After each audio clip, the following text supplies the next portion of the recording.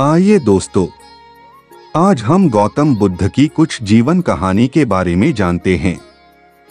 गौतम बुद्ध की पूरी कहानी क्या है और उनका सिद्धांत क्या है। चलिए वीडियो शुरू करते हैं। एक दिन गौतम बुद्ध अपने शिष्यों के साथ एकदम शांत बैठे हुए थे। उन्हें इस प्रकार बैठे हुए देख शिष्य चिंतित हुए कि कहीं वह अस्वस्थ तो नहीं है। एक शिष्य ने उनसे पूछा कि आज वह मौन क्यों बैठे हैं। बुद्ध आंखें बंद करके ध्यान मग्न हो गए।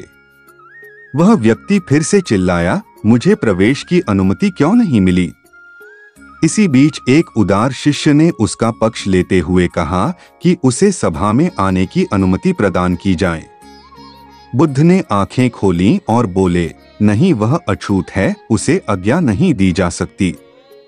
यह सुनकर शिष्यों को बड़ा आश्चर्य हुआ। बुद्ध उनके मन का भाव समझ गए और बोले, हाँ, वह अछूत है। इस पर कई शिष्य बोले, हमारे आश्रम में जात पात का कोई भेद ही नहीं, फिर वह अछूत कैसे हो गया। तब बुद्ध ने समझाया, आज वह क्रोधित होकर आया है। क्रोध से जीवन की एकाग्रता भंग होती है। क्रोधी व्यक्ति प्राय मानसिक हिंसा कर बैठता है, इसलिए जब तक वह क्रोध में रहता है तब तक अछूत होता है। इसलिए उसे कुछ समय एकांत में खड़े रहना चाहिए। क्रोधित शिष्य भी बुद्ध की बातें सुन रहा था। पश्चाताप की अग्नि में तपकर वह समझ चुका था कि अहिंसा ही मनुष्य का महान कर्तव्य व परम धर्म है। वह बुद्ध के चरणों में गिर पड़ा और कभी क्रोध न करने का प्रण लिया।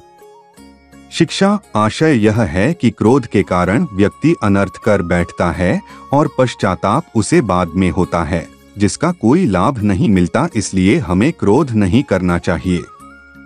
असल मायने में क्रोधित व्यक्ति अछूत हो जाता है और उसे अकेला छोड़ देना चाहिए।